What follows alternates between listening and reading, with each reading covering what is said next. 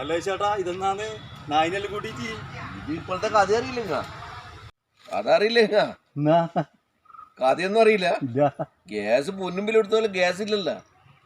Gas ഇല്ലേ? ഇല്ല. 40 ദിവസം കഴിഞ്ഞാലേ ബുക്ക് ചെയ്യാനും പറ്റുള്ളൂ.